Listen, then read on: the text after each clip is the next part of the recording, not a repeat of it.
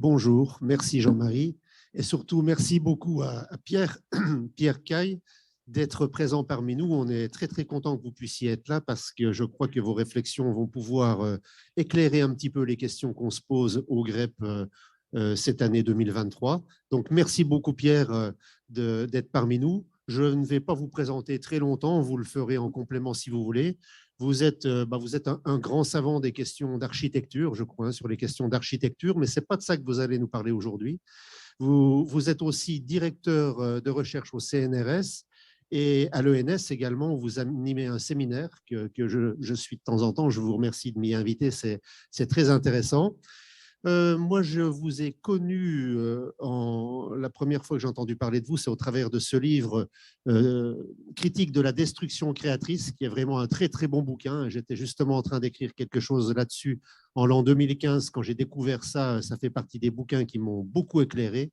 Vous en avez sorti un autre aussi, comme un nouvel atlas, je crois que c'était en 2017, d'un état meilleur que la puissance, intéressant. Et surtout le dernier, celui-là, Durée, que vous nous deviez présenter normalement ce matin si vous aviez pu venir à Ombre Blanche, qui est vraiment un très, très grand bouquin pour éléments pour la transformation du système productif.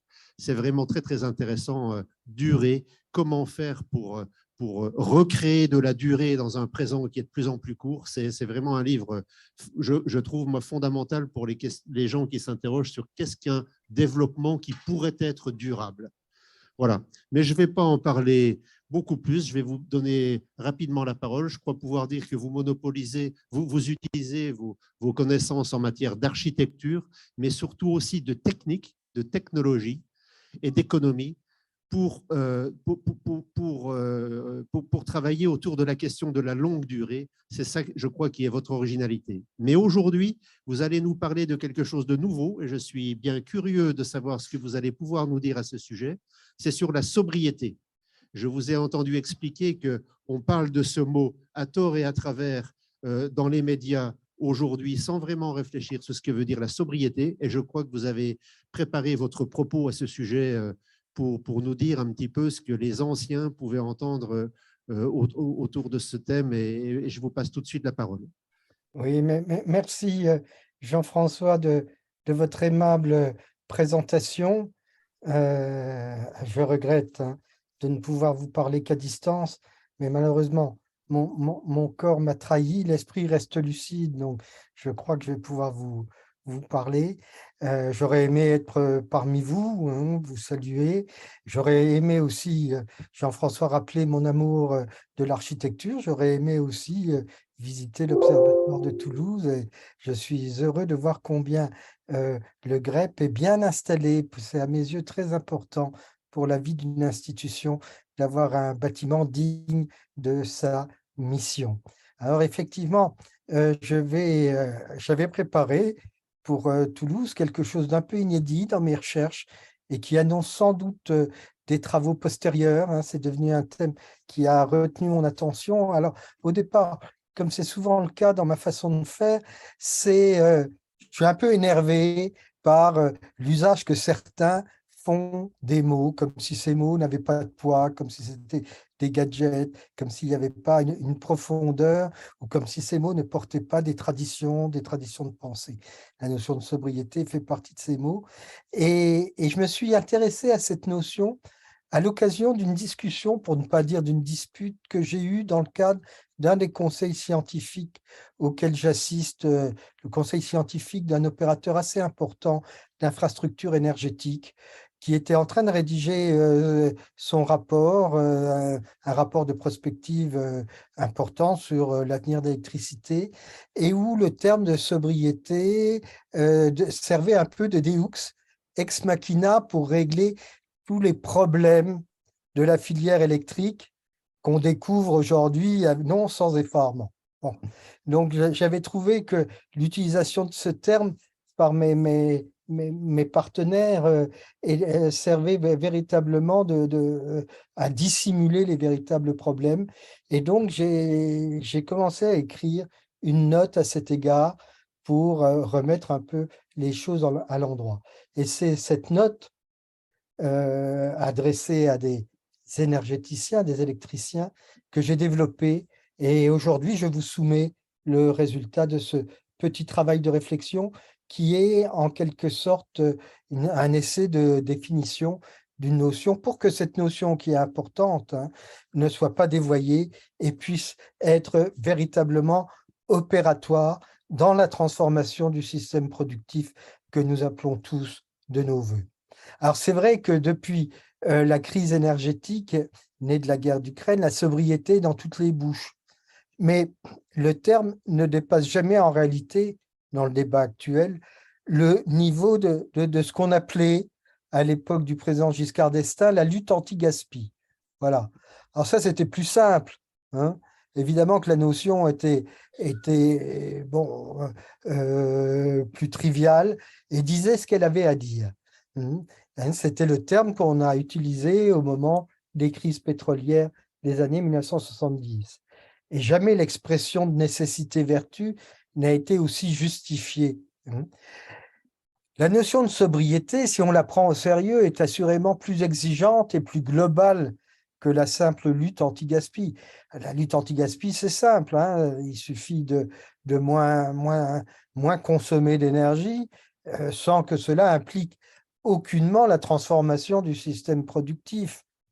Et quand Valéry Giscard d'Estaing a lancé ce mot d'ordre dans les années 70, il n'y avait évidemment nulle part en lui l'idée d'une transformation du système productif, sinon hein, que l'idée de la mondialisation. Hein, ça a été un des premiers hommes politiques en France, voire le premier avec son Premier ministre Raymond Barre, à avoir compris ce moment de la mondialisation. Mais comme vous le voyez, dans la lutte anti-gaspi, il n'y avait absolument pas l'idée qu'on allait transformer les choses. Dans la notion de sobriété, si on la prend au sérieux, alors ça implique bien d'autres choses que nous allons un peu aborder, et ça implique véritablement, hein, si on veut accéder à une économie de la sobriété, à une transformation assez profonde de notre système productif. Personne n'en parle évidemment, hein, mais la question, elle est bien là. Donc la notion de sobriété est assurément plus exigeante et plus globale. Elle renvoie à une dimension morale de la vie. Dans la notion de lutte anti-gaspi, bon, c'est juste une recommandation pratique, il n'y a aucune injonction morale. Si on y réfléchit bien, dans la notion de sobriété, il y a un fond, il y a 2500 ans de morale derrière. Voilà. Et ce n'est pas une critique, mais il faut assumer le fait que ce terme est lié à des cultures morales extrêmement rigoureuses, liées à des philosophies de la vertu, à des notions qui, comme nous le verrons, sont aujourd'hui un peu désuètes. Donc, il faut tenir compte aussi de cette dimension, une dimension morale de la vie qui englobe l'ensemble de nos faits et de nos gestes. Davantage, la notion de sobriété, si on la prend au sérieux, si on mesure tout le poids intellectuel qu'elle porte depuis des millénaires, la notion de sobriété semblerait étrangère à nos économies fondées entièrement sur la production et la consommation. En partant de la morale antique, où la sobriété a occupé une place considérable, nous verrons toutes les conséquences qu'implique dans l'économie contemporaine une sobriété clairement assumée dans sa dimension aussi bien morale que matérielle. Je voudrais, avant d'aborder la notion proprement dite, je voudrais aussi signaler un second point qui me semble important et qui peut être source de, d'ambiguïté. Pour la plupart, sobriété ou frugalité, hein, c'est un autre terme de la tradition antique ou médiévale, enfin des traditions anciennes. Pour la plupart, sobriété ou frugalité sont synonymes de décroissance.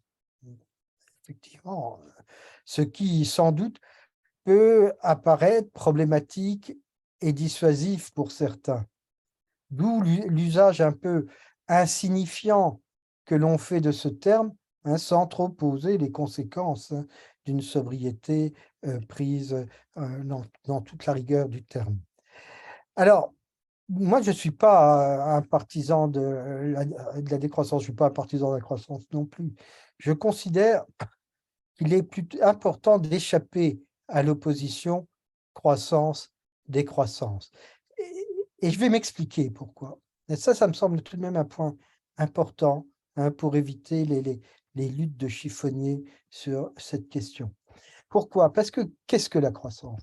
La croissance, ce n'est que, comment dire, le constat d'une évolution positive d'un certain nombre de référents comptables.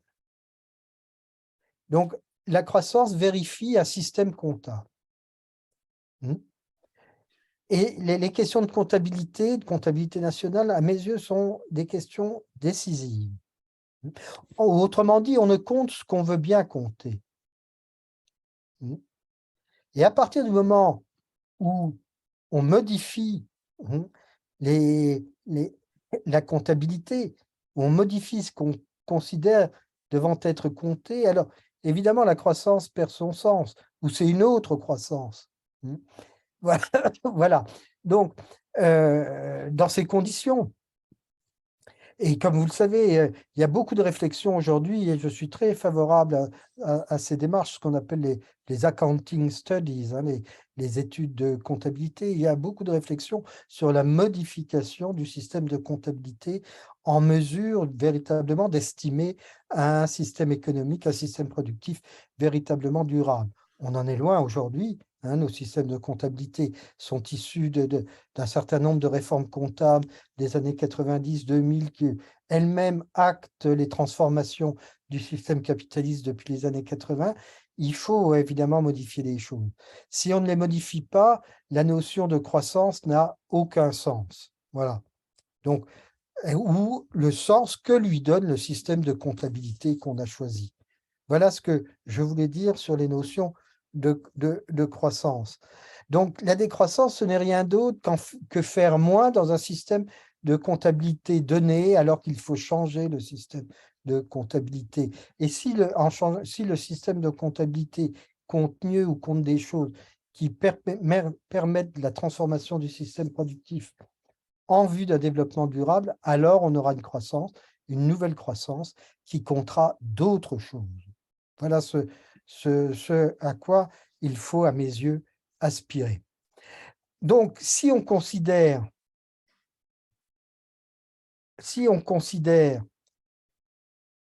que la sobriété, c'est moins de consommation, ou c'est moins dans un même système de consommation et de production, alors vous aurez de la décroissance. Si la sobriété, c'est une autre façon de concevoir l'habitation du monde, alors on se place en amont de l'opposition standard de la croissance et de la décroissance. Et je pense qu'il est important de réussir, de se donner les moyens de se placer en amont de cette opposition. Alors voilà pour cette précaution un peu méthodologique que je souhaitais formuler avant d'aborder la notion elle-même. Alors la notion de sobriété a besoin d'être justifiée pour ne pas être réduite à un slogan qui flatterait notre bonne conscience tout en favorisant le statu quo productif. Il faut être en mesure de répondre à la critique marxiste actuelle qui juge la sobriété, j'ouvre des guillemets, la formule n'est pas de moi, la formule est d'un jeune théoricien marxiste de Nanterre, Paul Guilibert, qui juge la sobriété comme la maladie infantile de l'écologie. Alors, la formule, elle est intéressante. Elle marque les conflits qui restent très puissants au sein de la gauche sur ces questions-là. Donc, comme la maladie infantile de l'écologie, autrement dit, il s'agit de faire en sorte que la sobriété ne soit pas seulement celle que l'on destine aux autres. Car si vous y prêtez attention, c'est toujours la sobriété de l'autre. On essaye surtout de réduire la consommation de l'autre, pas la sienne. Et donnerai une petite anecdote là-dessus, mais pour le dire, hein, la sobriété destinée aux autres, c'est quoi? C'est la haute bourgeoisie administrative qui impose la sobriété aux classes populaires, c'est l'affaire des Gilets jaunes, hein, j'y reviens pas, ou encore, c'est la sobriété que le Nord veut imposer au Sud par des pratiques de production écologique que le Sud peine à pouvoir assumer technologiquement. Voilà. Alors, je vais vous raconter une anecdote, toujours dans le cadre de ce conseil scientifique où s'est forgé pour moi l'idée qu'il était nécessaire de mieux formuler la notion de sobriété. À un moment, j'ai été un peu polémique, j'ai dit, mais qui s'engage aujourd'hui à ne pas prendre l'avion pendant 1 an?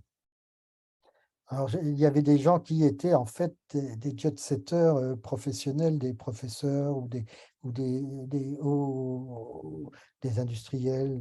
Bon, évidemment, personne ne s'est engagé à cela. Aujourd'hui, j'étais censé venir à Toulouse en avion, et ben vous voyez, la maladie m'a rendu plus cohérent avec moi-même. C'est pas plus mal. Voilà. Donc, c'est toujours la sobriété des autres. Et ça, c'est un immense problème qu'il faut être en mesure de surmonter. Alors, il existe, je vais être un peu pédagogique, il existe 4 voies pour justifier la sobriété aujourd'hui. Et nous verrons que ces 4 voies posent chacune ses problèmes. Il y a 2 voies morales, et nous verrons aussi un peu plus loin combien il est difficile aujourd'hui de réintroduire la question morale. Mais cette difficulté, il faut l'assumer. Et puis, il y a 2 voies qui sont plus politiques, et où la question morale est secondaire. Alors, la première justification nous renvoie, ça c'est le point de départ de ma réflexion, et j'y reviendrai en conclusion, nous renvoie à la philosophie antique et à son thème de prédilection, la vertu, arrêtée en grec, virtus en latin. Alors ça, c'est des notions un peu oubliées, évidemment, aujourd'hui. Alors, les anciens comptaient ce qu'ils appellent 4 vertus cardinales. La prudence, l'intelligence pratique, le courage, la justice et enfin la tempérance. Donc, c'est notre sobriété. Et il en est une qui joue ici un rôle donc particulièrement structurant, c'est la tempérance, ou plus exactement, et je vais utiliser le terme grec, qui est un terme bien plus riche de signification, qui est le terme de sophrosuné. Sophrosuné, alors je ne sais pas, et qui signifie, c'est un terme extrêmement riche, étymologiquement, j'y reviendrai, mais qui signifie le sens de l'ordre, de la mesure et surtout le sens de la limite,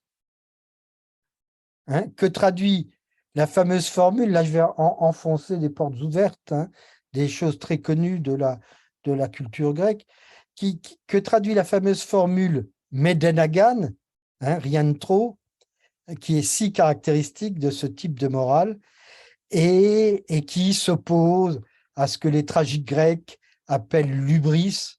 Et l'hubris, ce n'est pas simplement l'orgueil. L'hubris, c'est le fait que les mortels aient des pensées qui ne sont pas des pensées de mortels. Voilà ce que disent Échille, Sophocle, ce que disent les tragiques grecs. Ou encore, ce Médenagan, c'est ce qui s'oppose à ce que Platon dénonce comme la pléonexia. Alors ça, c'est un terme formidable, pléonexia. Ça veut dire celui qui veut toujours plus.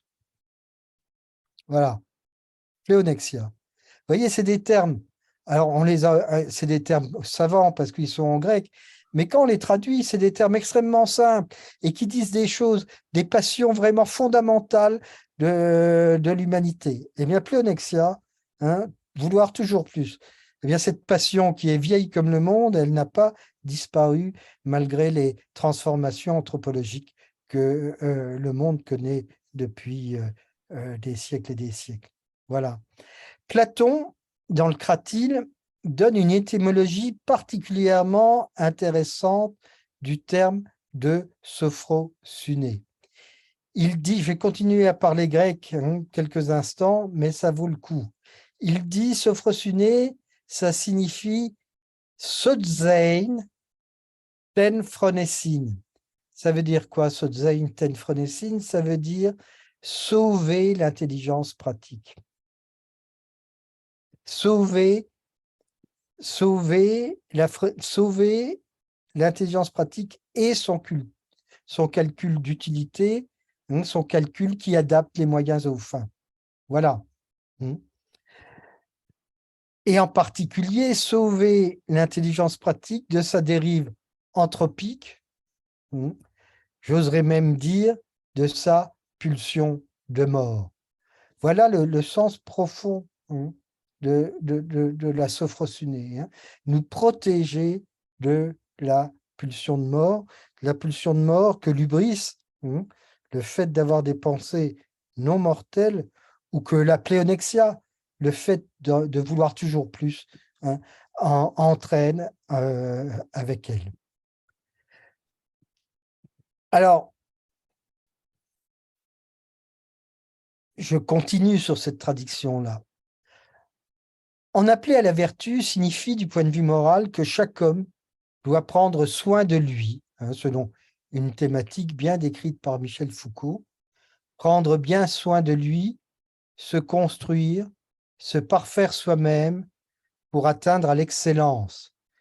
Excellence, c'est le sens même d'arrêter en grec, ce que nous traduisons par vertu. Voilà. Alors, d'un point de vue contextuel, cette tradition morale est étroitement reliée à un système productif agraire, à une production liée à la terre et liée à l'économie domestique. Le sens original et étymologique du terme économie, je vais continuer à faire un peu de grec, c'est donc oikonomia. Et oikonomia, qu'est-ce que ça veut dire? Ça veut dire simplement l'organisation de la maison. Oikos. Oikos, la maison, et nomos, la loi, l'organisation. Voilà. L'origine de toute économie, et en particulier de l'économie antique, et je dirais même des économies d'Ancien Régime, c'est d'abord d'organiser des petites unités productives locales, on est vraiment là, des petites unités productives essentiellement consacrées à l'exploitation foncière. Et quand on commence à parler à la fin du XVIIIe siècle d'économie politique, c'est la grande révolution des économistes du XVIIIe siècle, et en particulier de la richesse des nations d'Adam Smith, eh bien, la notion d'économie politique, il faut, si on a l'oreille étymologique, eh bien, c'est une sorte d'oxymore, une sorte de contrariété in adjecto. L'économie, elle ne peut pas être politique, elle peut être que domestique, si on s'en tient à l'étymologie. Mais il est vrai que cette extension de l'économie, c'est le sens de cette politique appliquée à l'économie, que le fait que l'économie devient véritablement la chose de l'État et pas simplement des unités productives locales, ça c'est de l'État, voire maintenant du monde, ça c'est une révolution méthodologique considérable. Donc l'économie domestique, pas l'économie d'Adam Smith, l'économie politique. L'économie domestique est moins un secteur marginal et obsolète de l'économie politique qu'un véritable paradigme économique alternatif qui s'oppose radicalement dans l'histoire, qui va de la Renaissance aux Lumières, qui s'oppose radicalement à l'économie politique telle que nous la connaissons depuis Adam Smith. Deux ouvrages ont joué un rôle considérable pour la diffusion des valeurs de sobriété propres à ce modèle économique, dit économie domestique, et deux ouvrages qui ont eu tout de même une influence forte jusqu'au XIXe siècle. Le premier ouvrage, c'est de nouveau un ouvrage d'un philosophe grec, c'est l'Économique de Xénophon, rédigé au IVe siècle avant Jésus-Christ. Xénophon, c'est un contemporain de Platon. Et comme Platon, c'est un élève de Socrate.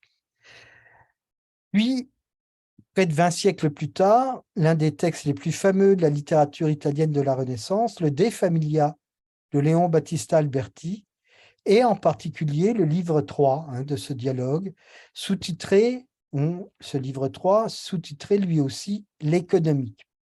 Alors l'économique, ce n'est pas la science économique, ça c'est pour Adam Smith et pour ses prédécesseurs, mais c'est l'homme économique, c'est une anthropologie. Et l'homme économique, l'économikos, comme dit Xénophon, c'est pas exactement ce que nous entendons ou ce que les doctrines néoclassiques de l'économie ont entendu sous le terme d'homo economicus. L'homo economicus moderne est attaché à l'optimisation de ses satisfactions de façon rationnelle et maximisatrice. Et l'économie lui sert à optimaliser ou à maximiser ses satisfactions. Ici, l'homme économique, au sens de la vieille économie domestique, c'est plutôt le bon ménager du fonds qu'il exploite. Vous voyez, c'est très différent.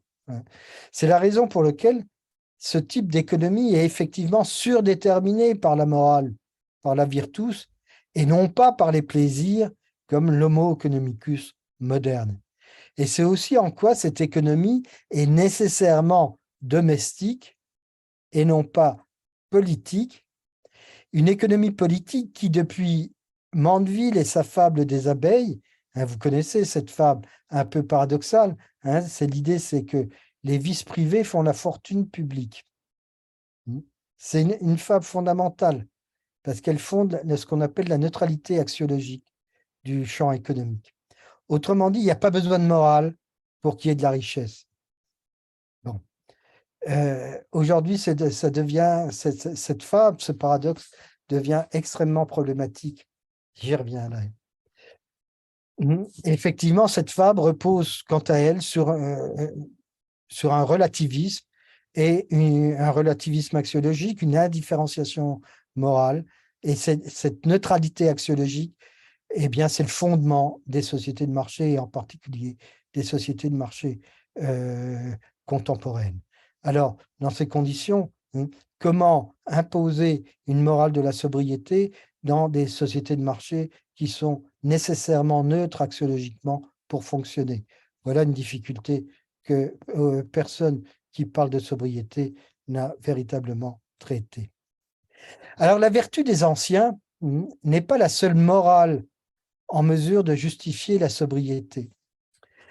La morale kantienne, la morale des modernes, autrement dit, je la définis, l'appel à la raison pure et à son impératif catégorique, permet elle aussi d'expliquer en quoi la sobriété est une obligation dont la satisfaction contribue ou contribuerait à assumer la responsabilité de chacun à l'égard de l'humanité tout entière.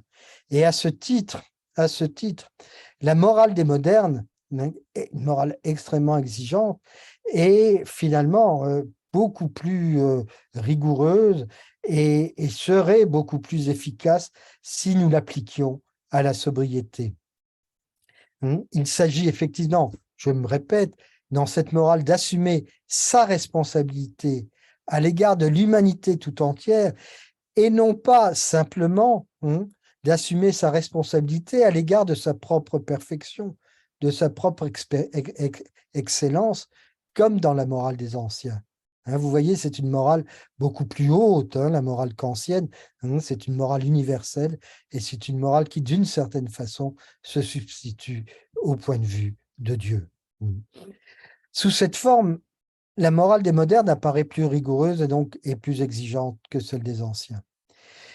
Alors, j'insiste sur cette morale kantienne parce qu'un grand auteur, Hans Jonas, va faire usage de ce modèle-là.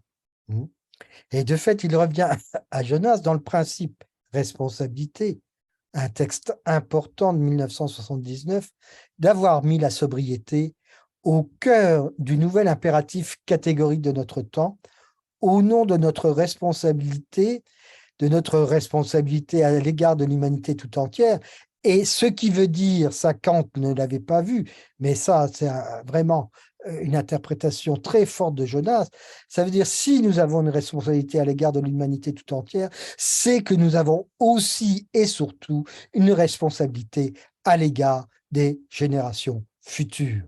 Voilà, ça on ne l'avait pas vu, ça Kant ou les moralistes kantiens idéalistes ne l'avaient pas vu, c'est l'apport considérable dans Jonas à la tradition morale kantienne que d'avoir dit l'humanité tout entière, ça signifie aussi et surtout les générations futures. Le texte est de 1979, comme vous le savez, hein, cette notion de responsabilité à l'égard des générations futures va obtenir, va connaître le succès, va être reconnu par les instances internationales, même si, évidemment, personne n'a atteint l'exigence de Jonas en la matière. Je vous rappelle cette exigence. Hein. Jonas reformule donc dans le principe responsabilité l'impératif catégorique kantien. Alors, l'impératif catégorique kantien, c'est agis de telle sorte que tu puisses également vouloir que ta maxime devienne une loi universelle, ce que Jonas traduit en tenant compte de l'extension de l'action humaine et de ses effets par la technique, agis de façon que les effets de ton action soient compatibles avec la permanence d'une vie authentiquement humaine sur Terre. C'est un impératif véritablement fondamental et qui travaille qui travaille notre surmoi moral, ou en tout cas qui est toujours sous-jacent à chaque fois qu'on parle du principe de responsabilité à l'égard des générations futures, même si, encore une fois, dans les faits, on ne voit pas les actes accompagner les paroles. Et pourquoi il est difficile, effectivement, d'accomplir le programme de l'impératif catégorique de Kant, relu par Hans Jonas?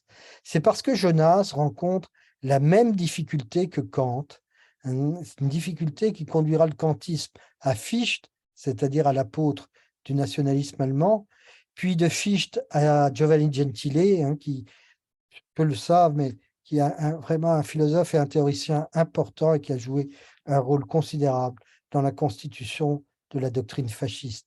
Alors, c'est quoi cette difficulté qui conduit donc de ces morales quasiment sanctifiantes à des situations de despotisme qui sont des impasses? C'est la nécessité de mettre en place une organisation médiatrice transitoire qui permette au bois noueux de l'humanité, pour reprendre l'expression kantienne, de se plier à la raison pure et d'accomplir l'impératif catégorique. Volens nolens, peu importe la qualité de la volonté particulière, jusqu'à ce que chacun les ait parfaitement et spontanément intégrés.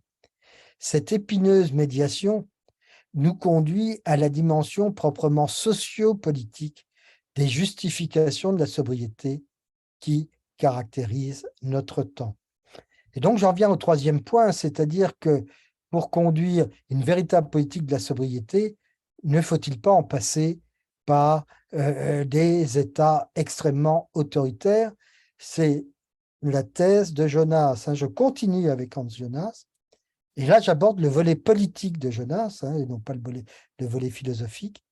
Le fait que Jonas a, à un moment, défendu l'idée que seul un pouvoir planifié, centralisé, autoritaire et étatique était en mesure d'accomplir cette responsabilité à l'égard des générations futures, d'imposer la sobriété nécessaire pour remplir cette responsabilité. Je cite Jonas, il faut concevoir un projet de dictature en vue de sauver l'humanité. Voilà. Et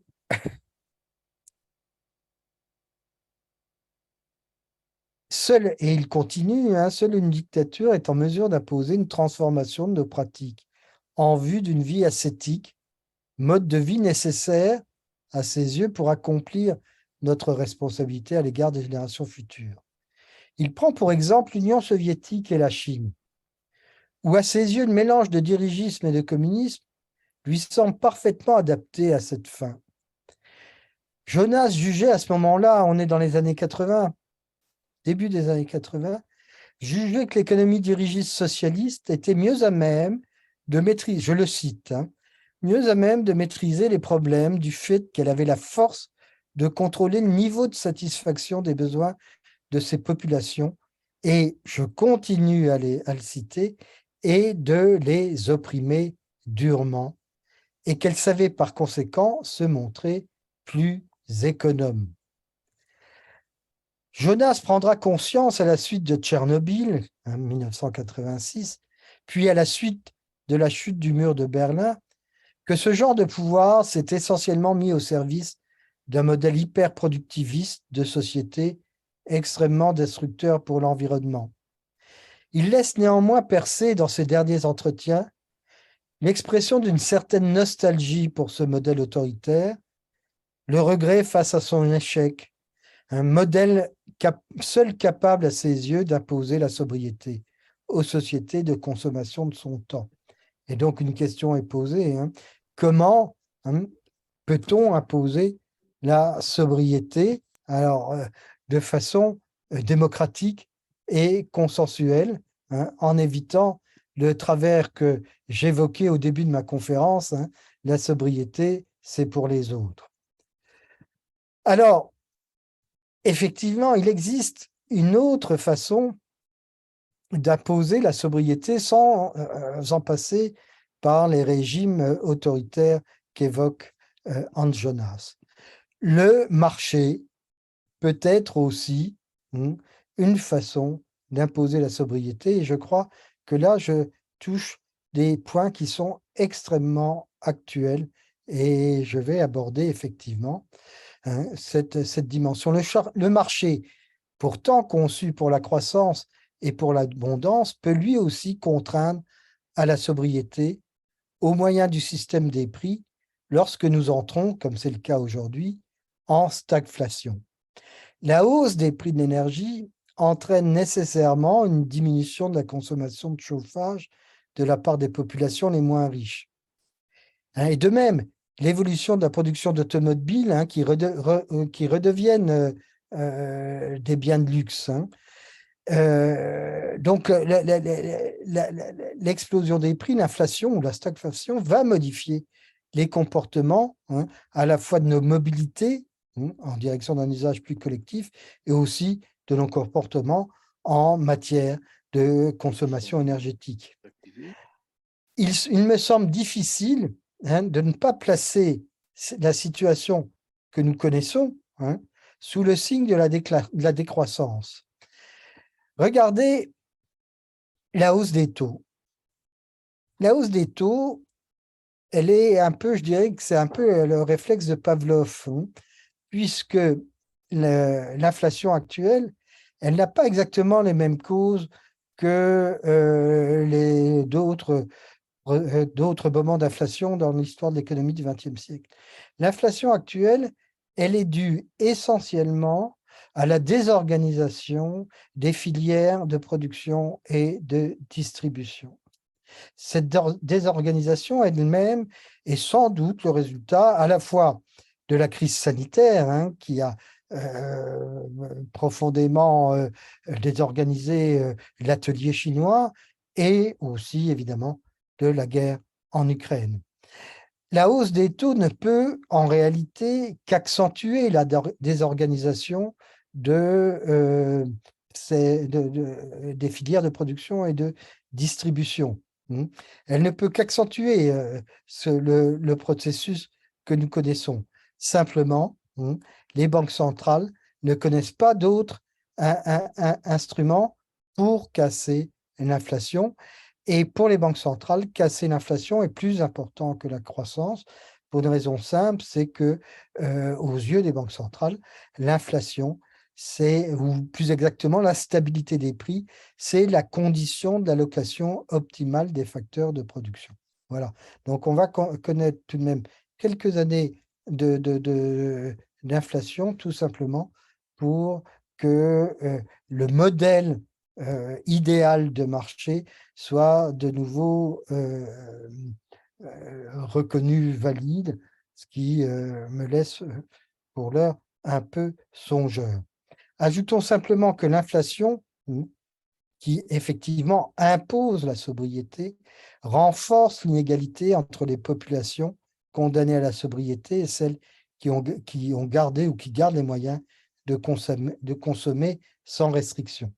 C'est pourquoi, contrainte pour contrainte, il s'en trouve encore à la gauche de l'échiquier politique pour défendre le vieux modèle autoritaire, jugé moins inégalitaire, organisé par la raison humaine et démocratiquement décidé. Se pose alors une question essentielle, ce qui est celle de la planification et de son retour dans les discours et dans les intentions, en tout cas, sinon dans les faits. Non pas une planification, non pas au service de la croissance comme dans les années 60, mais au service de la gestion de la sobriété, sinon même de la pénurie. Alors, je ne vais pas exagérément développer cette question de la planification qui me semble une question importante si on veut effectivement conduire une transformation du système productif en vue d'un système plus sobre, c'est sûr. Je dirais simplement que, et j'y reviendrai peut-être, que cette planification ne peut absolument pas reprendre les vieux principes de la planification tels qu'ils se sont mis en place à partir des années 1930, aussi bien aux États-Unis ou en Europe qu'en Union soviétique. Voilà. Et qui ont été ensuite repris dans les années 60, développés, théorisés, par exemple, par Pierre Massé. Ces modèles-là, ils ne peuvent plus fonctionner. Et donc, toute la difficulté, c'est de réfléchir à une planification qui soit capable à la fois de gérer la pénurie, de conduire à une transformation du système productif vers un développement durable, mais qui soit aussi capable de gérer la complexité des systèmes économiques et productifs contemporains. Je reviens, j'ai donc présenté les 4 voies de la sobriété. Toutes les 4 posent des problèmes immenses, je ne m'en cache pas. Il n'y a pas la solution. Et je voudrais reprendre cette typologie pour la simplifier et pour distinguer 2 types de sobriété à partir des 4 cas que je viens, ou des 4 voies que je viens de décrire. On a donc vu la sobriété sapientiale développée par les sagesses antiques et qui se traduit d'abord par le souci de soi, et puis en face, on a une sobriété étatique ou sociale qui se traduit par la réglementation de l'ensemble des activités sociales ou par un jeu, le jeu du marché, qui évidemment dépasse de loin le souci de soi. Je précise qu'entre l'une et l'autre forme, la différence n'est pas entre ce qui est personnel et ce qui est collectif, et il n'est pas nécessaire de rappeler combien les sociétés anciennes sont collectives jusque dans leurs comportements les plus individuels, mais entre ce qui est bottom-up, si j'ose dire, ou encore entre la sobriété choisie et ce qui est top-down, ce qui vient d'en haut de l'État, dans sa fonction à la fois réglementaire et pédagogique, l'une indissociable de l'autre. Alors, je ne reviens pas sur le premier type de sobriété pour me concentrer sur le rôle de l'État en cette matière, puisque c'est notre situation, les injonctions, pour l'instant en France, en matière de transformation du système productif sont essentiellement des injonctions étatiques. Alors, je vais faire un petit point sur l'État classique, qui est sans aucun doute un être moral, qui vise à la fois par la loi et par l'enseignement à former de bons citoyens. Voilà. Des citoyens sobres, des citoyens qui respectent la planète, etc., etc. C'est en tout cas la leçon que la philosophie politique nous donne depuis Platon, jusqu'à Fichte, jusqu'à Hegel. Quand Nietzsche critique l'État, il ne remet pas en cause la double dimension normative et pédagogique de l'action politique, c'est-à-dire formuler des injonctions et former le citoyen pour que celui-ci réponde à ces injonctions. Donc Nietzsche ne critique pas cette double dimension normative et pédagogique, mais simplement il critique le fait que l'État, en l'occurrence pour lui le nouvel État bismarckien, puisse en être l'acteur privilégié. Voilà. Donc il conçoit une autre façon de normer et de former que par la voie étatique. Il reste que notre tradition politique jusqu'à aujourd'hui reste attachée à l'État, même si l'action de l'État s'est profondément transformée depuis une quarantaine d'années. Il reste que Pierre Mendès France ou le général de Gaulle faisaient encore partie d'une génération politique qui partageait cette conception platonicienne, hegelienne de l'État comme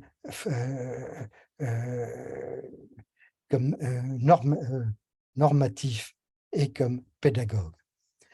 Alors, on est en droit de considérer, à l'épreuve du réchauffement climatique, que la sobriété fait partie de la définition du bon citoyen et que l'État doit contribuer par son action à la fois normative et pédagogique, sur le modèle platonicien, à la formation de cette nouvelle citoyenneté. Il reste que nos sociétés sont de moins en moins politiques et de plus en plus économiques. Qu'elles sont à vocation essentiellement mercantile, caractérisées par la mondialisation et surtout par la marchandisation généralisée, c'est-à-dire par le fait que l'échange monétaire touche de plus en plus, qu'il n'y a plus aucun acte de nos vies qui échappe à l'emprise monétaire, à l'échange monétaire. Et que ces sociétés économiques, elles sont de moins en moins réglementaires, de plus en plus contractuelles, qu'elles sont soumises à de nouveaux principes, ce qu'on appelle la gouvernance, et je ne dirai jamais assez le caractère de nouveauté par rapport aux principes traditionnels du gouvernement politique que ces nouveaux principes de gouvernance qui règlent aujourd'hui l'action politique. Moi, je suis toujours un peu étonné quand on parle de sixième République, mais on est dans une sixième ou on est dans une septième République. L'action politique aujourd'hui n'a absolument plus rien à voir avec la fondation ou la refondation politique que le général de Gaulle a souhaité à travers les travaux du comité constitutionnel de 1958 et à travers l'action de son Premier ministre Michel Debré. Ça n'a rien à voir. Les principes de droit public sont tout à fait différents. Ce qu'on appelle le New Public Management n'a aucun rapport avec le droit public que Michel Debré avait appris auprès de Maurice Horiou ou que René Capitan, qui a été aussi un acteur très important de la Constitution de 1958, avait en tête. Il y a une rupture radicale et on a juste le papier de la Constitution qui donne l'impression que rien n'a bougé. Bon, donc on est passé en quelques décennies d'une société extrêmement politique qui est la France du général de Gaulle à une société qui est d'abord une société économique, une société marchande que l'État sert. C'est tout à fait étranger, évidemment, au principe que la fondation de la Ve République avait en tête. Alors, qu'est-ce qui change? Là, j'ai parlé de l'État classique, c'est le modèle du général de Gaulle, l'État classique normatif, pédagogue. Dans une société marchande, dans une société de marché, règne d'abord la neutralité ou le relativisme axiologique. Chacun pense, chacun désire, chacun fait ce qu'il veut, et cela, ou en apparence en tout cas, et cela c'est le moteur même de l'extension du marché. L'extension, le fait qu'il n'y a pas de contrainte en ce qui est digne d'être acheté, d'être consommé, etc. etc. D'où effectivement tout le thème de la licéité des drogues qui fait partie, c'est la logique du marché, tout tout simplement. Il n'y a pas de bien, il n'y a pas de mal, il y a simplement des choses qui s'achètent, qui s'échangent. Voilà. Et donc la neutralité ou le relativisme axiologique favorise l'extension du marché, en même temps que le marché apparaît comme le meilleur moyen d'organiser des sociétés axiologiquement neutres. Vous savez qu'il y a des économistes qui, je reviens à l'idée précédente, qui, pour établir le PNB d'un pays, intègre toute l'économie, non seulement l'économie grise, mais l'économie noire, l'économie criminelle, l'argent de la prostitution, l'argent des jeux, l'argent des drogues. Voilà.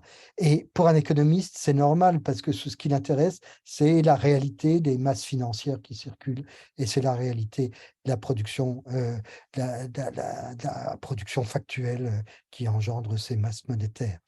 Donc, dans ce type d'État, dans ce type de société, l'État n'est qu'un auxiliaire amoral et technique de la vie sociale.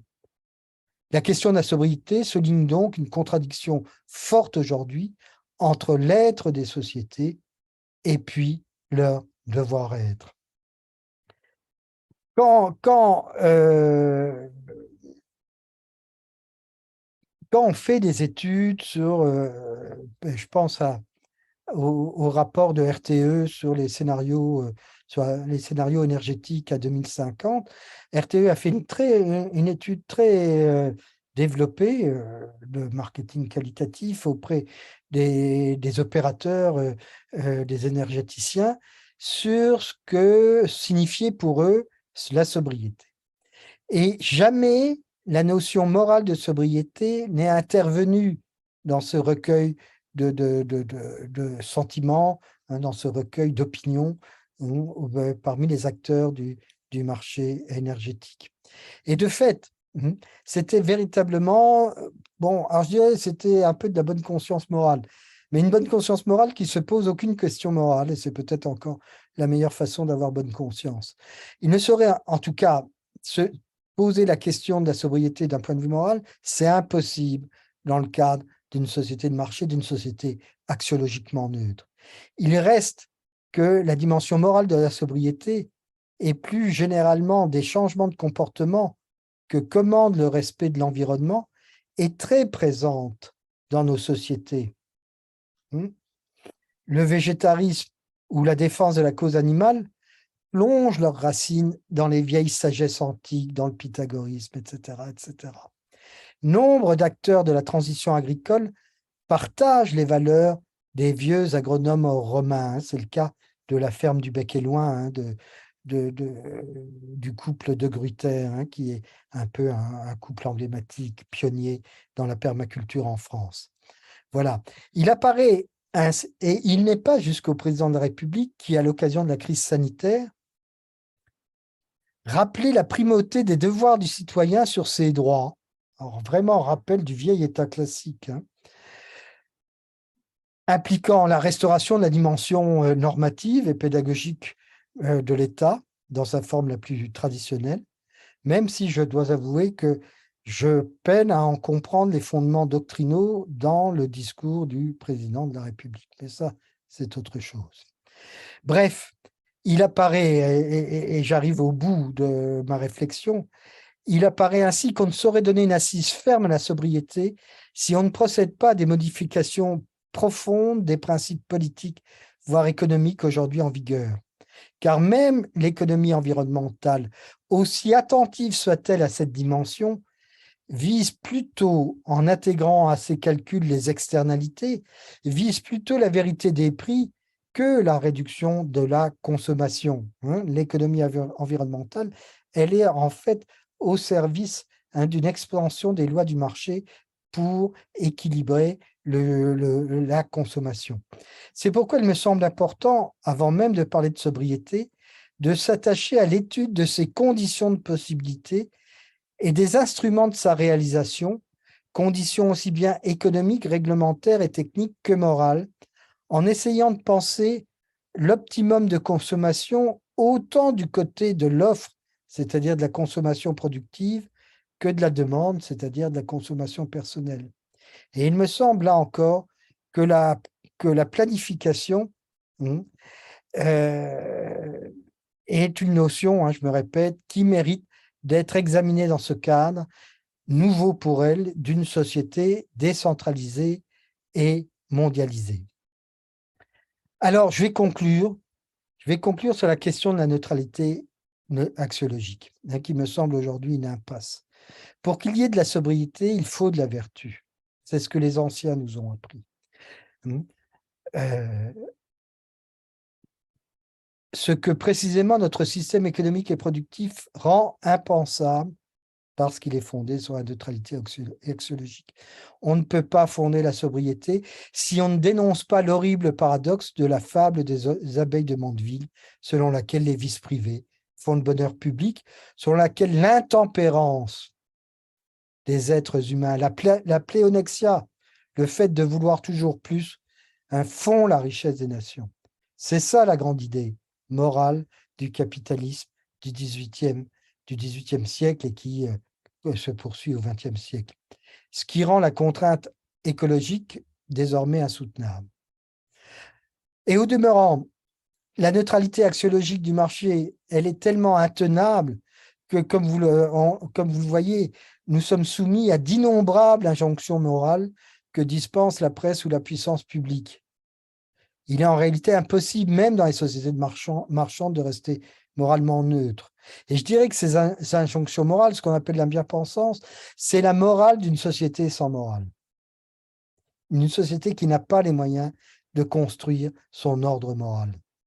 Et donc, on a des injonctions de tous bords, souvent contradictoires, etc., qui ont pour but véritablement de combler cet abîme moral qui empêche d'accéder à un rapport apaisé au monde, à une habitation apaisée et tranquille du monde.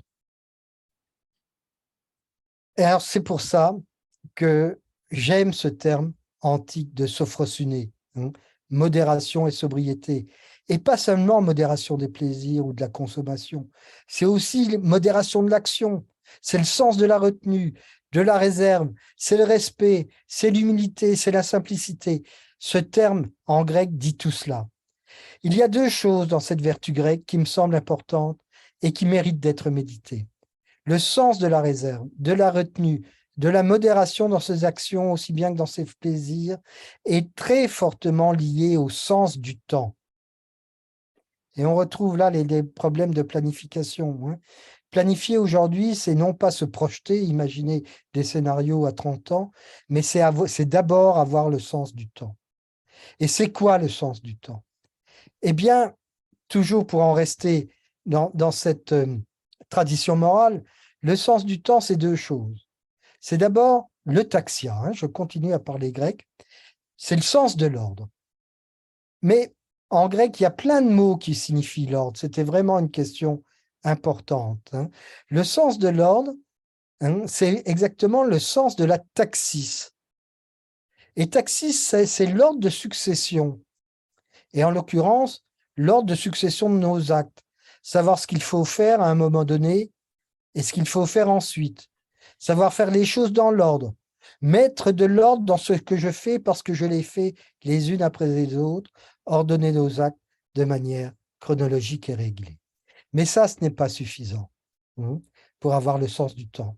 Pour avoir le sens du temps, il faut passer de l'action singulière dans sa succession, passer de l'action singulière à la vie tout entière, passer du point à la ligne et puis de la ligne à la sphère. C'est donner de la cohérence et de la constance à l'ensemble de nos actes. Et ça, c'est aussi une dimension très importante de la morale stoïcienne qui a mis en valeur cette dimension temporelle de la modération et de la réserve. Et puis, il y a un deuxième point.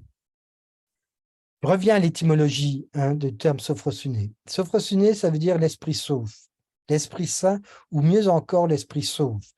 Voilà. La philosophie antique, c'est une philosophie de la soteria, du salut, mais pas au sens religieux du terme que nous connaissons. Il n'y a pas d'au-delà. Il s'agit de sauver le réel dans son épuisement. C'est ça le nœud de la métaphysique antique. Et en l'occurrence, il s'agit de sauver l'âme ou l'esprit, pour les anciens, de sa pulsion de mort. C'est ce que raconte toute la tragédie grecque. Comment sauver, et c'est souvent impossible, d'où la dimension tragique, mais comment se préserver de la pulsion de mort. C'est ce que racontent les chœurs de la tragédie grecque. Sous quelque forme que cette pulsion se présente. Voilà le sens profond de ce que nous appelons plus prosaïquement modération ou sobriété. Merci de votre attention.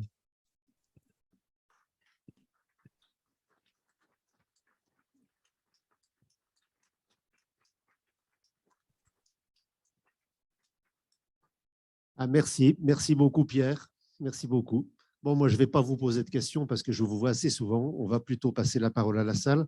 S'il fallait résumer quand même la grande idée de ce que vous venez de dire, je crois qu'il faut réapprendre à politiser un ensemble de décisions qui justement se prennent dans les interstices du politique aujourd'hui et qu'on n'aboutira jamais à une quelconque sobriété sans repolitiser toutes ces questions-là. Voilà, je pense, pour lancer le débat. Voilà. Mais Jean-Marie, il vaut mieux que tu passes le micro aux gens qui ont envie d'interroger Pierre. Voilà. Ça commence. La première question, mais... Oui, bonjour, merci, c'était très intéressant. Moi, je ne suis pas philosophe. J'ai simplement lu quelque part une mention, enfin un texte que Jacques Ellul aurait écrit. Je ne suis pas certain de ça, donc il faudra que vous le vérifiez. Ce serait lui qui aurait été à l'origine de l'expression « il ne peut pas y avoir de croissance infinie dans un monde fini ». Donc c'est une version intéressante parce qu'elle est mathématique, celle-là. On peut voir effectivement, quelle que soit la qualité de la comptabilité, on peut voir quand même des courbes mesurant un certain nombre de paramètres qui montent et qui descendent. Et en l'occurrence, la croissance dans cet esprit, je dirais, moderne, c'est une courbe qui monte. Donc la question que je me pose, c'est comment on peut espérer faire évoluer positivement cette prise en compte de la forme des courbes, on va dire, dans un monde politique qui n'a pas une culture mathématique extrêmement développée. Oui, enfin, vous êtes un peu sévère tout de même, parce qu'il y a tout de même pas mal d'ingénieurs qui occupent des places de responsabilité dans le système étatique. Je vais revenir à la formule de Jacques Ellul, bien sûr, il a raison. Simplement, il a une vision réaliste de la croissance, comme si c'était véritablement une croissance ontologique. Alors que moi, j'ai une vision nominaliste de la croissance, c'est-à-dire que la croissance, c'est simplement la vérification d'un système de compte. Voilà. Donc, on compte ce qu'on veut bien compter. Si on commençait à compter le nombre de lombrics au mètre cube de terre agricole, on pourrait aussi avoir de la croissance. Enfin, en tout cas, ça serait un objectif de croissance, si on considère que les lombrics sont tout de même des éléments importants de la restauration des sols. Vous voyez, on pourrait... Il y a plein de choses qui mériteraient de croître, mais qu'on ne considère pas dignes de faire partie d'une comptabilité nationale. Voilà. Donc, moi, je ne suis pas hostile à la croissance à partir du moment où c'est la croissance des lombrics. Alors, évidemment, on ne va pas à une croissance infinie des lombrics, mais je veux dire qu'il faut faire croître les éléments positifs de la vie.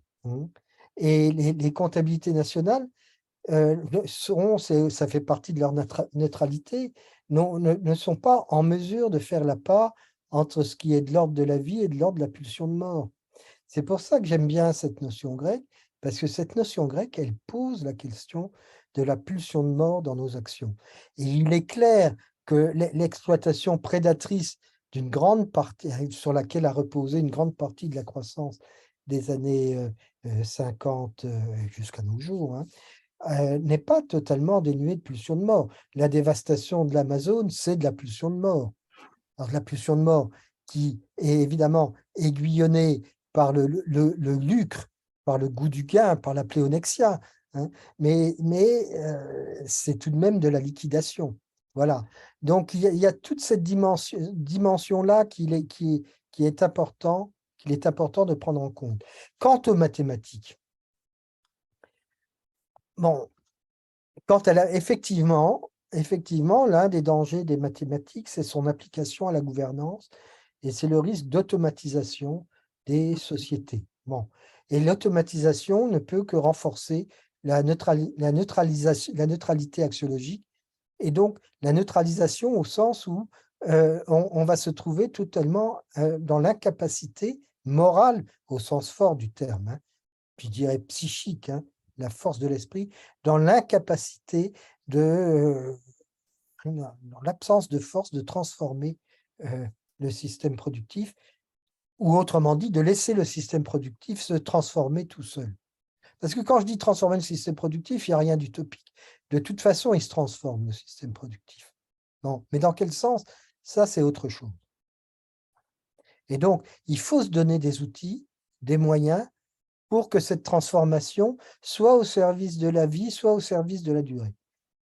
Alors moi, ce qui me distingue d'un certain nombre d'écologistes, c'est que pour moi, la notion de la durée est la condition de la lutte contre la pulsion de mort.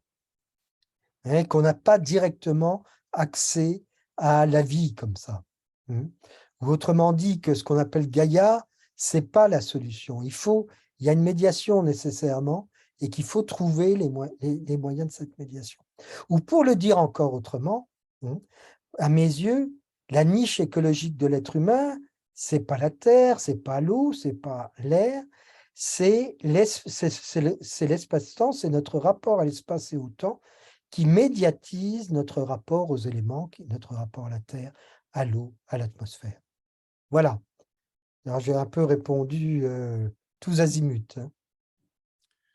Alors, ok, on a une question à distance. Alors, c'est une association, mais en fait que je connais bien, c'est donc le professeur Gabriel Collettis, là, Oui. et qui a la parole. Allez-y, Gabriel. Merci beaucoup. Écoutez, tout d'abord, je voudrais vous remercier, vous saluer, espérer que vous irez mieux bientôt. Merci. Regretter que vous ne soyez pas venu, mais en tout cas, Et merci d'avoir tenu quand même cette conférence qui est passionnante. Je voudrais aussi vous remercier pour l'excellent livre Durée, que je ne cesse de recommander à mes étudiants. C'est gentil. Y compris et surtout à mes étudiants économistes, puisque je suis donc économiste. C'est comme ça qu'un livre vit, et je vous remercie de participer. Je ne désespère pas de vous faire venir à Toulouse devant mes étudiants en économie. Avec le plus grand plaisir, oui. Merci.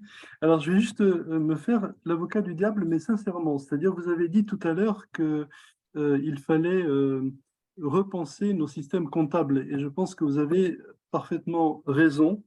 Ce que je voudrais dire, c'est que en me faisant l'avocat du diable, on pourrait très bien imaginer une hausse du PIB sans qu'il y ait la moindre croissance des volumes. Parce que je rappelle tout simplement que le PIB, c'est un rapport entre des volumes produits et des prix. Ah oui. Donc, comme vous l'avez dit très justement tout à l'heure, nous sommes dans une situation de très forte augmentation des prix qui n'a pas, comme vous l'avez très bien expliqué, d'origine monétaire.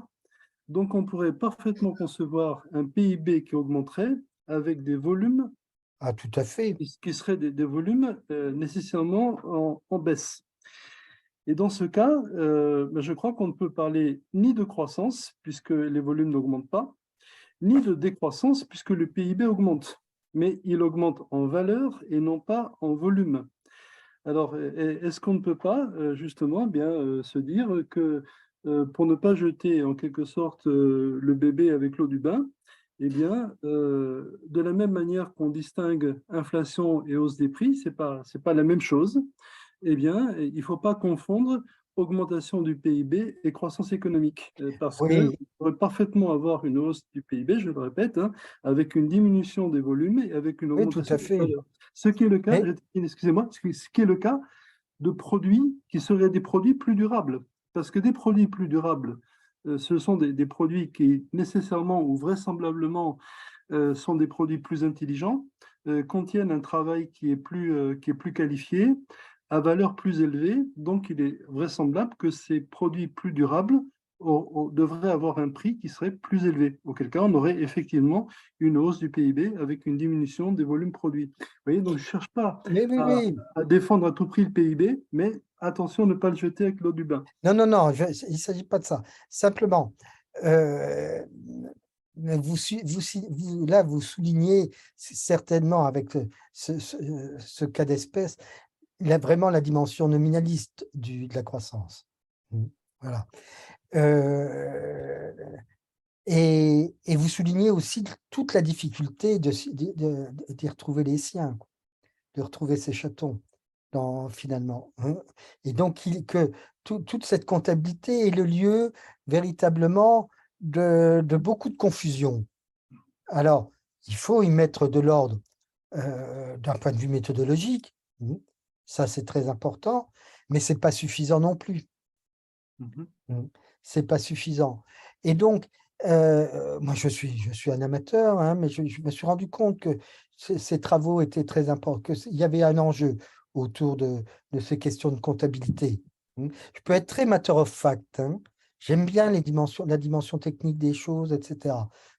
Et donc, je pense que là, il y a un enjeu pour l'économie que de réfléchir sur la comptabilité. Après, moi, je ne suis pas économiste, donc je ne peux pas aller plus loin. Je peux simplement dire, et ça c'est mon rôle d'aiguillon, mon rôle un peu socratique, dire mais il faut y aller voir là il y a des choses.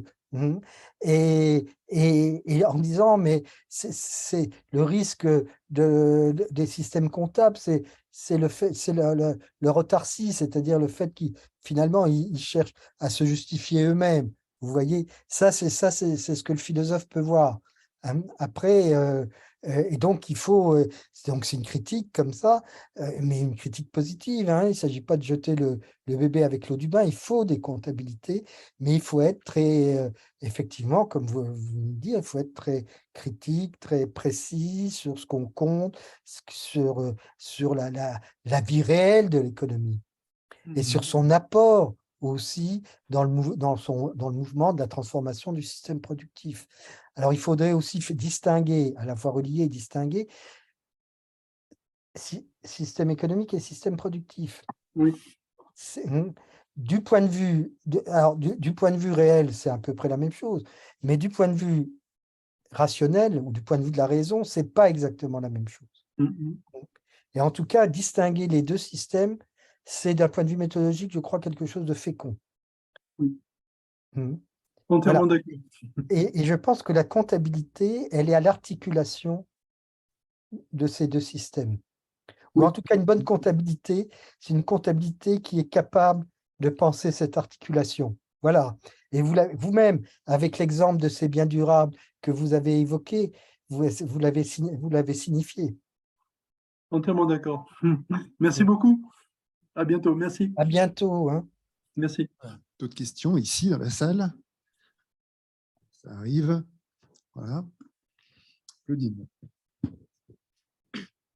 Oui, moi je voulais raconter une anecdote, c'est-à-dire quand je suis entourée par des amis qui parlent comme vous de la sobriété et qui ajoutent un aspect moral à cet objectif. Et j'ai été, il y a 2 ou 3 jours, dans le train avec une mère qui a une adolescente de 17 ans et un adolescent de 16 ans qui sont lycéens et qui tenait un discours complètement différent et qui disait, vous, nos parents, vous avez bousillé la planète et vous voudriez que nous, à notre tour, on se serre la ceinture pour réparer la planète. On n'en a rien à faire. Nous aussi, on veut profiter de ce que vous avez profité et tant pis si la planète, elle est abîmée. Et cette mère me disait que sa fille était très dynamique au niveau du lycée, qu'elle était déléguée de classe. Ça veut dire qu'elle discute beaucoup avec les étudiants qui l'entourent. Ensuite, ces 2 jeunes, bientôt, ils vont avoir le droit de vote. Et comment ils vont voter s'ils tiennent ce discours de dire finalement, on n'en a rien à faire de la planète? Que pensez-vous de cela? Eh bien, vous justifiez ce que moi aussi je crains, c'est-à-dire la sobriété, c'est toujours la sobriété des autres. Et c'est ce que ces enfants ont dit à leur mère. Ils ont dit, ah oui, mais toi, tu nous imposes la sobriété, mais tu ne l'as pas respectée en ton temps. Et vous voyez, ça, c'est et donc, vous voyez bien la limite du discours actuel sur la sobriété. L'exemple que vous rappelez montre bien cette limite. Et donc, si on en reste à la sobriété des autres, on ne va pas avancer d'un iota, pas d'un iota. C'est la raison pour laquelle je vous ai proposé aujourd'hui une réflexion qui n'est pas… Je ne vous ai pas dit, il faut faire ci, il faut faire ça, ou la morale des Grecs, c'est formidable, ou on va revenir à la Rome antique, ou à des choses, c'est absurde. C'est absurde. J'ai simplement essayé de montrer à la fois des pistes et des impasses, que les choses étaient vraiment compliquées et qu'il fallait effectivement, comme le disait Jean-François, qu'il faut réfléchir moins à la politique en tant que telle qu'à comment déplacer la politique pour qu'elle soit en mesure d'assumer ce type de responsabilité. Voilà. Et ça, c'est pas simple. Hein. C'est pas simple. Mais je tiens à cette idée, je crois. Je suis pas là, je suis pas du tout le genre écologiste normatif en disant faut faire ci, faut faire ça, etc. Je suis assez rigoureux par ailleurs, mais je ne donne pas des injonctions aux autres, c'est pas ma façon de faire. Je dis simplement que la meilleure façon, sans doute, de progresser dans nos comportements, c'est de réfléchir c'est de se battre contre la pulsion de mort. Voilà, c'est ça mon message. Ok. Question. Oui, je ne sais pas si c'est très pertinent ce que je vais dire. Puisque, selon Jonas, la dictature n'a pas fonctionné dans nos sociétés individuelles, est-ce que vous pensez que, puisque on est individualiste et les jeunes de plus en plus, est-ce que vous ne pensez pas que même par le discours politique, c'est pas la peur qui va pouvoir, la peur de l'apocalypse, entre guillemets, ne va-t-elle pas pouvoir faire que les individus soient plus sobres, entre guillemets? Ça, c'était l'idée de Jonas, que la peur était bonne conseillère. Hein. Voilà. Manifestement, ce n'est pas suffisant, parce que pour que cette peur soit vraiment bonne conseillère, il faudrait qu'il y ait le sens du temps. Et qu'on ne se dise pas, oh, finalement, après moi, le déluge. Voilà. Donc, le sens du temps, le sens de la transmission. Et d'une certaine façon, c'était un peu l'idée de Jonas, mais le modèle kantien qu'il a utilisé était sans doute un modèle très, très lourd qui l'a conduit à la défense des dictatures. D'une certaine façon, moi, je dis les choses un peu différemment. Je dis, mais si on veut asseoir cette responsabilité à l'égard des générations futures, eh ben, commençons déjà à cultiver notre sens du temps et notre sens de la transmission. Voilà. Donc, c'est plus personnel, c'est moins universel, même si le sens de la transmission est certainement un invariant universel dans l'histoire des sociétés. Ça, et de même que le sens du temps, mais c'est un autre universel que l'impératif catégorique, tu dois sauver l'humanité tout entière, voilà, qui est vraiment, à mon sens, une injonction vraiment théologique. Et j'ai dit tout à l'heure que pour les Grecs, l'hubris, l'orgueil, c'était le fait pour les êtres humains de ne pas avoir de pensée mortelle, de vouloir s'égaler aux dieux, etc.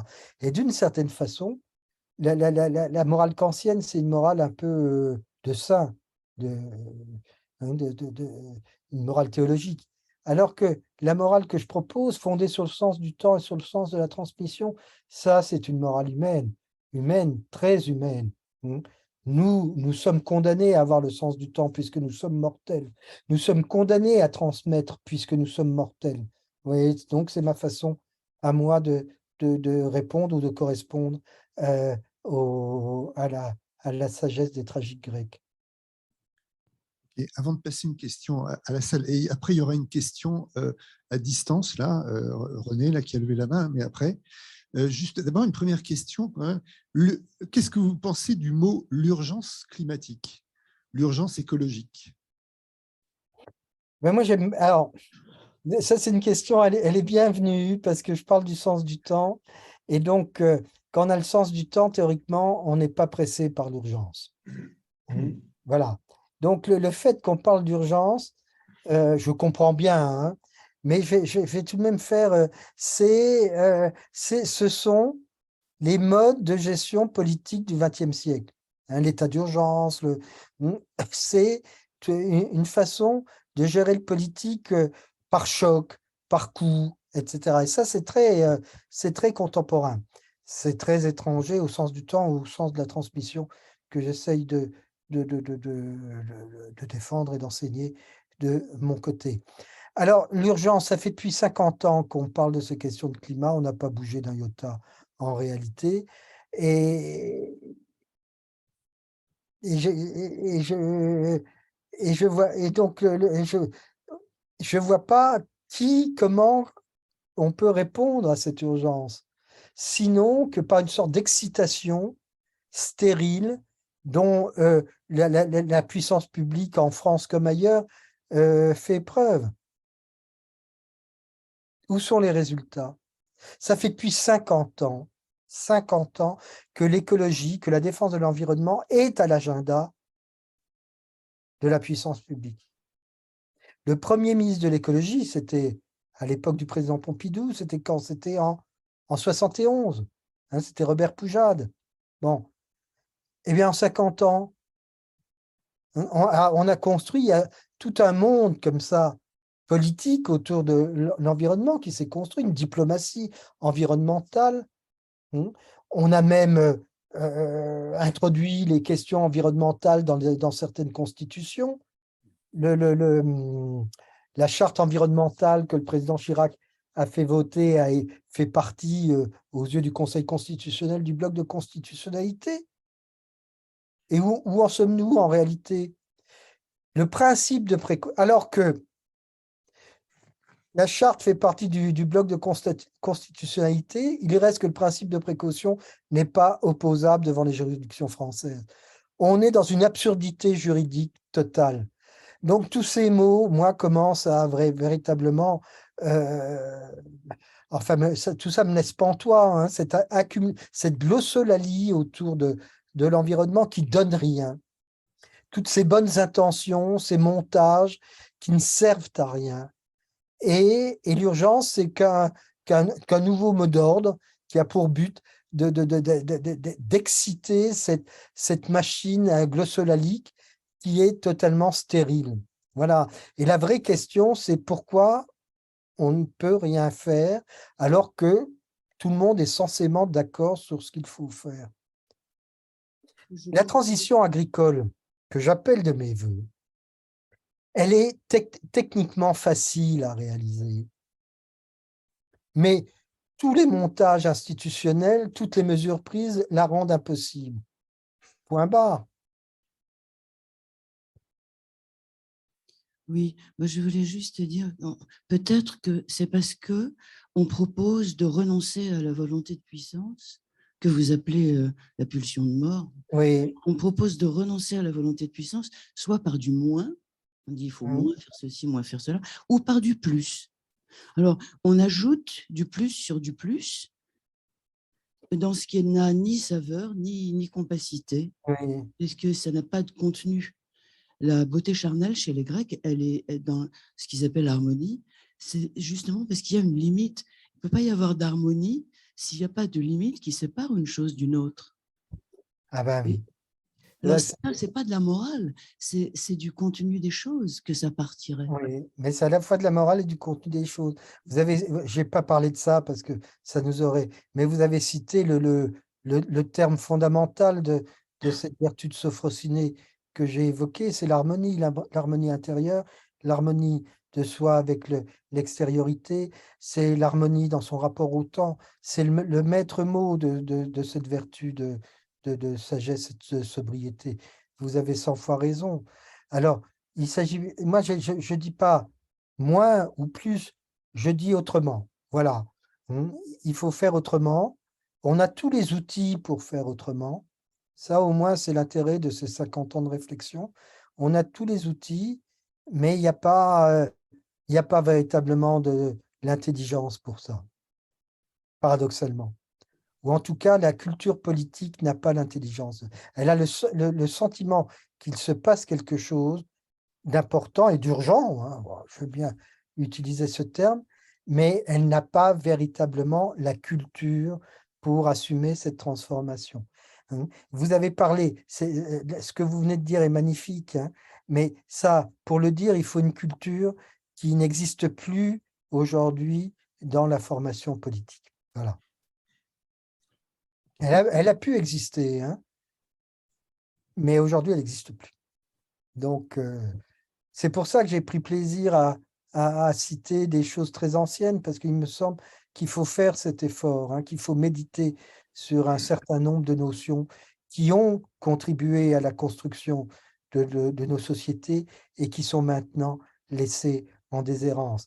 J'ai parlé grec, mais il est facile de montrer que tous les termes que j'ai utilisés ont joué un rôle considérable à leur naissance, dans l'humanisme, dans la construction des sociétés qui ont précédé la révolution industrielle, et sans lesquelles il n'y aurait pas eu de révolution industrielle. Voilà. Ok. René? Oui, bonsoir à tous. D'abord, juste un petit mot avec ma casquette de responsable du GREP Comminges. Je souhaite aux amis du GREP toulousain une bonne année au nom du GREP Comminges. Voilà. Et je souhaite à notre conférencier une bonne année, une bonne santé, surtout, oui, parce surtout. apparemment, il en a besoin. Alors, moi, j'aurais voulu parler ça me gêne un petit peu l'omniprésence de la morale dans le discours, parce que j'ai peur que ce soit contre-productif. Quand on parle morale, tout de suite, alors, moi, j'aurais bien aimé, par exemple, que quand on parle de sobriété dans le commun des mortels, en général, c'est pour l'opposer à l'ivresse. Dans une soirée, celui qui est sobre, c'est celui qui n'a pas bu. Et donc, le contraire de la sobriété, c'est l'ivresse. Et pourquoi l'ivresse, c'est quelque chose d'agréable en plus, parce que quand on boit, d'abord, le goût de la boisson est bon, et puis on est dans un état euphorique, tout ça, c'est bien, on se sent bien, etc. Alors pourquoi, sans parler de morale, on trouve qu'il vaut mieux rester sobre qu'être ivre? C'est parce que l'ivresse conduit à des conséquences néfastes. Quand on est ivre, on fait n'importe quoi, on ne maîtrise plus le cours de son existence, on peut prendre des décisions dangereuses, etc. Et puis souvent, le lendemain, on a la gueule de bois. Donc, en définitive, il vaut mieux être sobre qu'être ivre pour des raisons matérielles, je dirais. Et on peut transposer ça à la sobriété économique et à l'ivresse économique. Donc, plutôt que d'appeler à une morale de consommateur, il faudrait mieux appeler à une rationalité. C'est idiot de trop consommer, il vaut mieux rester sobre parce que tout le monde y retrouve son compte, et il faudrait peut-être des illustrations ou des comparaisons entre une situation où on serait sobre et une situation où on est ivre en matière économique, pour montrer l'intérêt qu'il y aurait à rester sobre. Donc, vous voyez, tu t'es vu quand tu as bu. Donc là, tu t'es vu quand tu consommes trop, quoi, hein. C'est illustré par des exemples que la sobriété est préférable. Et je dirais même, peut-être démontrer que la sobriété, en définitive, c'est bon pour le marché. Parce que le marché, il ne pourra pas continuer comme ça. Donc, la sobriété, c'est peut-être une façon de sauver le marché. Voilà. Bon, alors on n'a pas quitté le domaine moral, hein, dans votre intervention, même si vous avez souhaité le faire. Non, moi vous avez abordé la question, et il faut le faire, hein, d'un point de vue d'une morale utilitaire, sinon utilitariste. Bon, alors, la gueule de bois, on le comprend bien. Sexualité, c'est pas par mes excès de réveillon. J'ai même pas cette compensation. Il reste que si la sobriété égale décroissance, alors ça suscite une crainte, hein, d'appauvrissement. Donc, on quitte là le domaine utilitaire. Le deuxième point, et c'est pour ça que il faut concevoir ça dans une transformation du système productif, et non seulement dans le maintien d'un système productif dont on baisserait le niveau de production et de consommation. Vous voyez, en réalité, on ne peut jamais baisser, on ne peut jamais arrêter une machine, hein. Il faut la transformer. Si vous baissez le régime du système dans son statu quo, il va s'effondrer. Donc, il faut le transformer. Hein, voilà, ça, c'est le premier point. Le deuxième point, vous avez raison de dire que, c'est ce que j'ai dit, dans les sociétés de marché, la neutralité axiologique, c'est une règle de principe et donc la transgresser, c'est problématique. Ça, mais vous me reconnaîtrez aussi qu'on est abreuvé d'injonctions morales. Hein, abreuvé. Hein. Donc, mon but, c'est pas de mettre de la morale là où il n'y en a pas. C'est de penser autrement la question morale qu'on ne le fait aujourd'hui par les multiples injonctions qu'on reçoit des médias ou de la puissance publique. Voilà. C'est de penser autrement le fait que nécessairement, il faut de la morale, il y a de la morale dans une société quelle qu'elle soit. Ne serait-ce une société de marché. Et je me répète, la fable des abeilles, elle est aujourd'hui intenable. Elle a joué un rôle comme ça paradigmatique, mais d'une importance considérable et surtout pour le XXe siècle. Parce qu'il est facile de montrer que la morale est présente dans la révolution industrielle. C'est la fameuse thèse de Weber, bon, qui est peut-être un peu erronée, mais peu importe, hein, sur le capitalisme et l'esprit protestant, où il met la morale partout dans la naissance du capitalisme anglo-saxon. Hein, voilà. Donc, en réalité, c'est nos sociétés, c'est les sociétés néolibérales qui sont par essence axiologiquement neutres. Voilà. Ce n'est pas le cas des sociétés capitalistes antérieures. Voilà. Donc, mon but, c'est comment repenser la dimension morale de la transformation du système productif, sans dire fais ceci, fais cela, ou c'est bien, c'est mal. Hein. Je n'ai pas dit ça. Hein.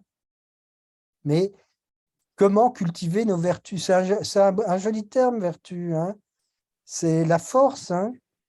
Virtus, c'est la force, hein, c'est la force morale. Et alors, pour le coup, on parlait d'urgence climatique. Aujourd'hui, il faut de la force morale hein, pour assumer tout ce que nous endurons. Donc, je ne peux qu'en appeler à la force morale. Alors moi, j'aimerais rebondir sur les questions précédentes, enfin les premières, qui traitaient de l'individualisme croissant des jeunes. Parce qu'il y a une sorte de paradoxe en fait entre les anciennes générations et les nouvelles, parce que nous, enfin parmi les jeunes, il y en a beaucoup qui se soucient de l'environnement et de notre avenir, notamment avec l'exemple de Greta Thunberg. Et puis nous, enfin les jeunes, en tout cas ma génération, on a grandi en fait dans l'idée du développement durable. Je sais pas, mais nous depuis qu'on est enfant, on trie nos déchets, on a toujours grandi dans cette optique-là, ce qui n'est pas spécialement le cas des anciennes générations. De plus, c'est pas spécialement les jeunes qui voyagent et qui polluent, parce que très peu sont les jeunes qui ont des voitures. Nous, on a grandi dans l'optique de covoiturer, de prendre des transports verts, notamment le train, etc. Et pas spécialement l'avion. Mais du coup, quelles actions en fait, concrètes est-ce que nous, on pourrait mettre en place? Et aussi, comment stopper cette rupture un peu générationnelle qui concerne les jeunes et les personnes âgées? Parce que plus ça va, plus j'ai l'impression que les jeunes sont perçus de manière négative de la part des personnes âgées, notamment avec les questions précédentes. Comme quoi on s'en fiche de notre avenir et de l'environnement, alors qu'on a grandi en fait dans l'optique que effectivement c'est à nous de récupérer en fait un peu les bêtises des anciennes générations et voilà. Mais oui, mais attendez, avant de répondre juste, je voudrais juste vous signaler que c'est une de nos students ex machina. Hein, donc, je signale à tous les gens du GREP. Là, hein, vous savez qu'on organise le colloque du mois d'avril là, avec donc une équipe de jeunes étudiants. Et voilà, une des questions d'une de nos students ex machina. Voilà, allez-y. Oui, évidemment, je pense effectivement que j'étais un peu négatif tout à l'heure en disant que pendant 50 ans, on a beaucoup parlé et peu agi, mais je pense que ces paroles ne sont pas non plus totalement négatives et qu'elles vont transformer un certain nombre de comportements vers des choses un peu plus responsables. que les nouvelles générations en sont totalement conscientes. Ça,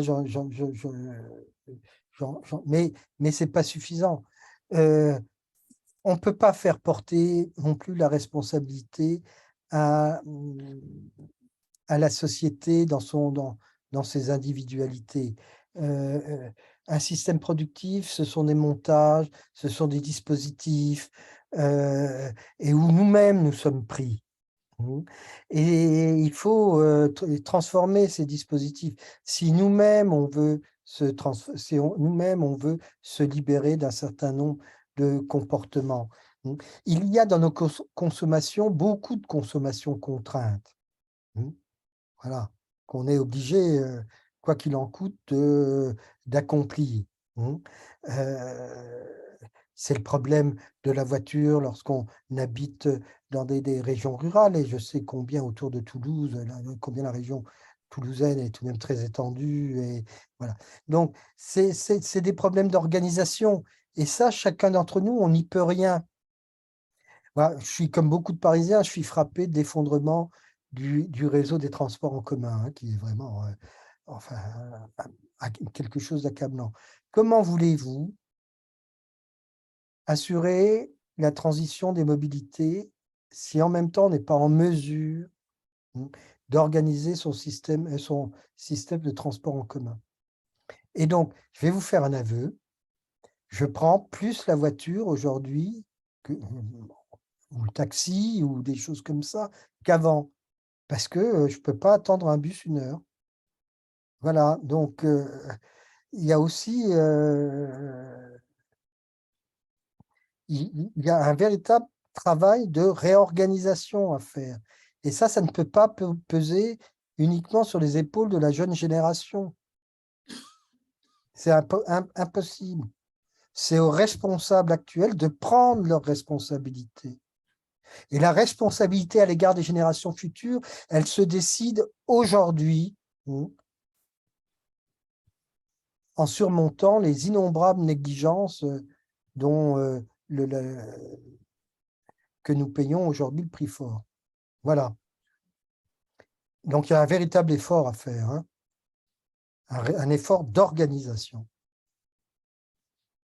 Et c'est pour ça que, mais j'en parlerai une autre fois parce que c'est une question importante, c'est pour ça que le retour de la notion de planification, c'est quelque chose de symptomatique. Symptomatique aussi le fait que ça ne soit qu'un nom, hein. Comme vous le savez, le haut commissaire à la planification, je ne vois pas en quoi il planifie quoi que ce soit, hein. Enfin bref. Mais c'est intéressant que le nom revienne. Mais encore une fois, comme la sobriété, c'est un nom qui manque un peu de substance. On ne sait pas ce qu'on a à faire avec ça. Et en sachant que planifier aujourd'hui ne peut pas prendre la forme que la planification avait prise au début des années 30 jusqu'à la fin des années 60, 70. Bonsoir, merci Pierre Caille pour le niveau de votre conférence. J'ai été vraiment impressionné et j'ai appris beaucoup de choses. D'autant plus que je vais essayer de déplacer ce débat qui m'a intéressé effectivement, mais je suis un militant et je me bats vraiment pour le besoin des autres. Avant d'arriver ici, j'étais dans une manifestation à Toulouse de gens qui n'ont pas les moyens, des gens qui revendiquent, des gens qui sont dans la misère. Bon. Et je suis toujours un peu étonné que l'on veuille entrer dans la sobriété, alors que pour des millions, voire des milliards de gens qui sont sur cette planète, cette planification est déjà faite, entretenue, maintenue, imposée. Quand est-ce que ça va s'arrêter? Comment peut-on faire? Comment peut-on faire? Moi, je suis un peu étonné par vos propos. Je suis étonné que vous n'ayez pas abordé ce côté un peu pratique, pragmatique. Ce qui se passe aujourd'hui sur notre planète, c'est quelque chose de dingue. Comment ne parle-t-on pas au sein de cette enceinte sur ce débat de démographie. Enfin, il y a des choses qui nous mènent, je crois, à des lendemains qui vont être extrêmement difficiles sur le plan social. Il faut lire Garouste pour voir comment les forces militaires et les forces policières sont prêtes à endiguer la demande des gens qui sont complètement démunis. Oui. Moi, je suis très inquiet pour le Oui, très court terme déjà. Alors, je voudrais dire deux choses. J'ai bien précisé que la sobriété, c'était trop souvent la sobriété des autres. Et je pensais exactement à ce que vous dites, c'est-à-dire la sobriété d'une classe bourgeoise, ou l'utilisation par une classe bourgeoise d'une notion qui culpabilise les plus pauvres. Voilà. Bon. Et effectivement, la sobriété, elle est imposée, elle existe dans la majorité des populations. Voilà. C'est aussi la raison pour laquelle je dis la sobriété en tant que telle, laissée à elle-même, ça n'a pas de sens. Elle n'a de sens qu'au service d'une transformation du système productif. En espérant et en ayant en tête que cette transformation du système productif implique aussi une conception de la production plus solidaire et plus égalitaire.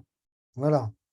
Donc, dans ces conditions, la sobriété ne sera plus la sobriété des autres. C'est ce que j'ai essayé de plaider, mais peut-être ai-je été insuffisamment explicite. OK. Est-ce qu'il y a des questions encore à ce stade-là? Je vois que oui, ça.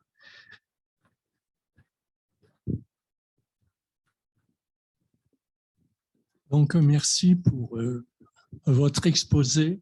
Mais je me demande, après votre exposé, si nous ne sommes pas tombés dans une sorte d'embuscade. Ou bien on nous dit, comme Camus ou comme Kant, un homme, ça s'empêche, donc il faut nous empêcher, mais on nous dit aussi d'exercer de la liberté, c'est-à-dire se lâcher. Alors, comment on fait pour résoudre ce dilemme cornélien entre s'empêcher et se lâcher? Et il me semblait que lorsque vous avez parlé, lorsque vous avez fait intervenir le principe responsabilité de Hans Jonas, il y avait peut-être en parallèle à dire quelque chose sur le principe espérance d'Ernst Bloch, qui est aussi un de ses contemporains. Donc, merci de votre réponse. Oui, alors, Ernst Bloch fait partie d'une tradition pour laquelle la question environnementale était totalement absente. Donc, on est finalement à la fin de la tradition idéaliste qui repose tout de même sur une intensification de la puissance de l'être. Bon, donc moi je ne partage pas cette ontologie. Je le dis simplement. Alors, ce que vous venez de dire là sur cette dialectique de la retenue et de la liberté, elle est fondamentale. C'est tout le sens de la vertu que j'ai essayé, de la virtus que j'ai essayé d'évoquer. J'ai dit la sophrosyné, c'est le sens de la retenue, c'est le respect, c'est la réserve. Mais la sophrosyné, c'est aussi ceux qui donnent de l'harmonie à sa vie. Et ce qui donc, l'harmonie, il y a une sorte comment dire, de dilatation dans l'effet harmonique. Et donc, il y a un jeu de réserve et de dilatation que cette virtus promet. Pour revenir à la question du principe d'espérance, je pense que pour assumer notre responsabilité à l'égard des générations futures, c'est quelque chose qui se décide au présent, qui ne se projette pas, qui n'est pas de l'ordre de l'utopie, mais qui est de l'ordre des faits, qui ne se projette pas Et donc, c'est la raison pour laquelle, plutôt que l'espérance, je préfère parler de transmission. C'est-à-dire de construire l'avenir au présent et non pas de le projeter de façon utopique dans un horizon temporel sans limite. Voilà. Tout à l'heure, on parlait du fait qu'il n'y avait pas de croissance infinie dans un monde fini. Eh bien, si le monde est fini, on n'a pas le droit de le projeter à l'infini par le principe espérance. Alors, moi, j'ai une question justement, enfin, si je puis dire, sur le principe d'espérance là. Est-ce que, donc, on est dans la 7e ou dans la 8e République, d'après ce que vous avez dit. Et donc, est-ce que vous voyez en termes d'espoir des forces mondiales quelque part qui iraient dans la bonne direction? Ou est-ce que, excusez-moi, ou est-ce que vous êtes le seul à crier dans le désert? Non, il y a plein de gens qui écrivent des choses, à commencer par Hans Jonas, et vraiment, d'un point de vue intellectuel, c'est très puissant ce qu'il a fait. Il y a tout un monde de réflexion, et notre réunion en témoigne, de gens qui sont soucieux, mais ça ne crée pas, malheureusement, ça ne crée pas une force. Ça, vous avez raison. Ça ne crée pas de force. Et quand ce type de réflexion se cristallise en force politique, eh bien, en général, on est déçu, hein, soyons clairs. Donc, il y a une difficulté, ça c'est certain, une difficulté réelle. Bon, ce qui est, vous posez une question de machiavélien, hein, mais en gros, mais tout ça, comment ça peut être opératoire, hein, comment ça peut être effectif? Bon, moi, vous savez, je suis plus. J'apporte des choses. Ça, c'est un peu le commerce indirect qu'évoque Poliani dans La Grande Transformation. J'apporte des choses, elles font leur chemin, etc. Mais les choses vont se faire. D'une part, parce que la contrainte est forte, et puis parce qu'il y a des choses qui bougent. Et je ne suis pas pessimiste, hein, je ne suis pas optimiste non plus. Je ne suis pas pessimiste. Mais dire qu'il y a des forces, c'est compliqué. Les intérêts sont trop puissants. Vous voyez, les logiques politiques en Russie, en Chine, aux États-Unis, quels que soient enfin, aux États-Unis, elles sont ailleurs. Ils sont ailleurs. Donc là, on paye la volonté de puissance ou on paye la pléonexia des 40 dernières années de façon assez spectaculaire. Mais non, ça, vous avez raison, il n'y a pas tellement de force de transformation. Pas tellement. Il y a tout de même des outils, il y a des instruments. Les techniques, aussi bien industrielles qu'agraires, permettent certaines choses qu'on ne pouvait pas faire il y a une vingtaine d'années. Donc, il y a des éléments, il faut s'en emparer. Et moi, je suis là simplement pour dire, mais on a les outils pour la transformation, il faut essayer de vous en emparer, c'est déjà pas mal. Hein. Pierre, Jean-François à l'appareil. Oui. Moi, qui connais bien sur ce sujet-là, il y a un mot qui n'a pas été prononcé. Pour moi qui connais assez bien vos travaux et qui ai bien écouté ce que vous avez dit aujourd'hui sur la sobriété, vous qui raisonnez en termes de transmission, justement, hein, et de création de la longue durée, qui est le résultat d'une création, est-ce que pour répondre aux questions que le devoir de sobriété pose, ne faut-il pas de nouvelles institutions pour aborder avec la société civile dans un premier temps ces questions-là et les institutionnaliser correctement? Alors, je vais être plus radical que vous encore, Jean-François. Il ne faut pas de nouvelles institutions. Il faut retrouver le sens de l'institution. Ça ne sert à rien de fabriquer de nouvelles institutions si on sait plus ce que c'est qu'une institution. Et une institution, c'est quoi? C'est simplement le rassemblement de forces et de compétences au service d'une idée d'œuvre, et rassemblement qui met en place des procédures, des savoir-faire, des techniques, au service de cette mission.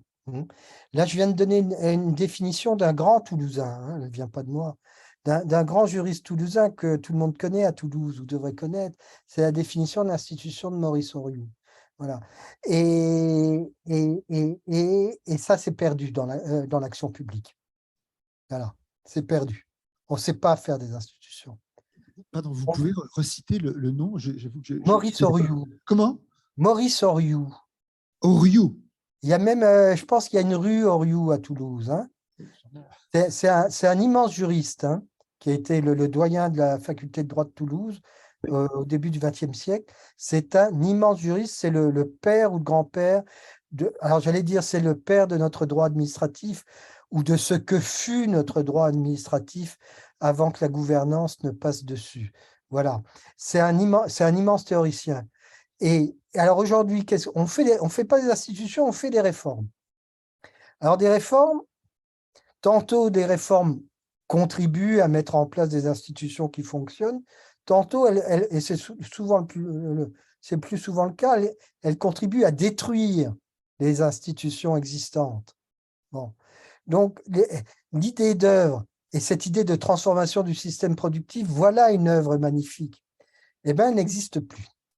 On a des entités, des agences. Alors, on n'appelle plus ça, c'est plus des institutions, c'est des agences. Ça, c'est un truc, l'agence. Hein. Et donc, on a des agences qui opèrent un peu comme des petites PME, hein, avec des objectifs, et puis qui rentrent en concurrence avec d'autres agences de l'État, enfin, dans une sorte de chaos, de confusion. Comment voulez-vous transformer les choses comme ça? Toujours le même, Maurice Horiou disait, mais il faut penser la conspiration des forces, et des forces institutionnelles, la conspiration des institutions. Voilà. Là non plus, on en est loin. Et cette tradition juridique que je viens d'évoquer, elle était au cœur de la fondation de la Ve République. Michel Debré, je crois, est un élève de Maurice Horiou. C'est un auteur considérable dans la tradition juridique française. Et tout ça est en voie de disparition, de dispersion. Voilà. Donc, il y a tout un travail comme ça de restauration. On a les outils, on a la boîte à outils, et depuis des siècles même, on a des outils extrêmement modernes pour la transition agricole, on a des outils très anciens pour la création d'institutions, et tout ça, il faut s'emparer des outils. Hein. Et je dirais, alors pour répondre à la question, c'est vrai qu'il n'y a pas de force politique instituée, mais il y a une force des savoir-faire qui existe et qui existe encore. Et ça, il faut la défendre. Voilà. Alors, dernière question. Je trouve que c'était une bonne conclusion, mais... En plus, je ne vais pas faire de questions. Je vais juste témoigner d'une petite chose qui répond à tout ce que vous avez dit là et des développements. Moi, je suis dans le recyclage. J'ai été dans le recyclage pendant des décennies. Et cette semaine, j'ai rencontré la petite fille. Et c'est dommage que les jeunes soient partis là, parce que j'aurais voulu leur donner ce témoignage. Elle a 30 ans, elle travaille avec ma fille qui a 40 ans. Moi, j'ai travaillé avec le grand-père de cette jeune femme qui est plumassière. Savez-vous ce que sont les plumassiers? Je sais. Voilà. Alors, je vais essayer de faire très court parce aujourd'hui, les plumassiers ne sont que dans les industries de la récupération et du recyclage. Oui. Il se trouve que cette entreprise, qui est en Occitanie, elle récupère les plumes aux abattoirs. Oui. Alors, juste pour vous faire très, très vite, pour survivre, cette entreprise aujourd'hui, elle est obligée de faire du négoce. Et nous avons parlé pendant 1h30 de toutes les aides, les subventions. Pardon. Voilà. Vas-y, là, ça va? Les aides, les subventions, etc., auxquelles elle cherche à échapper pour avoir son indépendance, sa liberté, parce qu'elle a beaucoup d'intelligence et de savoir-faire. Vous venez d'en parler sur son métier. C'est une entreprise qui date de l'arrière-grand-père en Occitanie. Elle a 30 ans. Elle est excessivement moderne. et elle s'est modernisée, cette jeune fille, à 30 ans. Donc, aujourd'hui, eh ben, il y a toute une partie de son activité qui fait qu'elle récupère des plumes sur le territoire de l'Occitanie. Bon, il y a des tas de process pour en faire quelque chose. Ça repart ailleurs, mais elle est aussi obligée d'acheter des plumes en Chine. Ça repart en Chine. Hein. Les plumes d'Occitanie repartent en Chine et elle achète des plumes de Chine qui vont être distribuées sur le territoire européen. Je vous ai fait très court. Ça mériterait une petite thèse d'aller voir ces gens-là. Elle a une vingtaine d'employés, comme ma fille a 34 employés pour la récupération textile. Voilà. Et c'est très complexe. Le réel, réfléchir, c'est très complexe, mais le réel, quand on met les pieds dedans, les mains dans le cambouis et les pieds dans la gadoue, c'est encore plus complexe quand on a affaire, en plus, à des tas d'intermédiaires qui cherchent à... Je ne sais pas comment dire les choses, mais les organismes qui existent aujourd'hui sont quand même, pour beaucoup, d'une grande incompétence et d'une grande inutilité. Voilà. Mais oui. Oui, ben, écoutez, je ne peux que prendre acte de votre témoignage qui montre à la fois effectivement l'importance des savoir-faire. Ça, j'ai toujours défendu cette dimension, d'où mon intérêt que j'ai toujours montré pour les questions de la technique, l'importance des savoir-faire, et puis l'existence d'un cadre bureaucratique qui, aujourd'hui, me semble un obstacle à la transformation du système productif. Voilà. Bon, merci beaucoup Pierre, hein, merci beaucoup. C'était vraiment très intéressant. Et... Merci de votre attention, et puis j'espère que je pourrai venir à Toulouse tranquillement, peut-être avec le train d'ailleurs. Là, j'étais, vous voyez, à force d'être pressé, je suis tombé malade, et voilà. Voilà. D'accord. Merci beaucoup. Peut-être que Jean-Marie, tu veux dire un mot? Non, mais je voulais remercier des conditions très particulières dans lesquelles Pierre Caille a accepté d'intervenir. Et remercier. Moi, je pense qu'on a eu une conférence d'une très grande qualité, malgré ces conditions-là. Et donc, moi, j'invite les gens si vous le souhaitez, là, on avait une table de presse, à regarder les livres de Pierre Caille, parce qu'en plus, il parle de sujets assez relativement différents et très consistants de ce qu'il a abordé aujourd'hui. Donc, il n'y a pas que le dernier. Le dernier, Durée, est vraiment très bien, mais celui d'avant, la destruction créatrice, là, m'avait beaucoup intéressé, et je viens encore de leur feuilleter. Alors, il est gribouillé comme tout, ne prenez pas le mien, prenez-en un autre. Alors, voilà.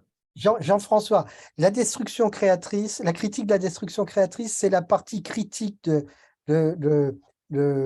critique de ce modèle de la croissance que Joseph Schumpeter a mis en place dans l'entre-deux-guerres. Et Durée, c'est la partie constructive, où j'essaye effectivement de proposer comme ça quelques éléments de construction d'un système productif capable de surmonter la destruction créatrice. Donc, ça fait la paire. Donc, pour le public, on a une table de presse et vous pourrez acheter ces différents livres, puisque vous n'avez pas pu les acheter ce matin à Ombre Blanche. Vous pourrez les acheter ici, c'est les bouquins d'Ombre Blanche, si je puis dire. Donc, alors, merci beaucoup. C'était vraiment très intéressant, et à bientôt, alors, je crois. Et à bientôt. Voilà, merci. On vous souhaite de vous remettre le plus rapidement possible. Et puis, bonne année à tous, et à bientôt. Merci. Merci. Bonne année.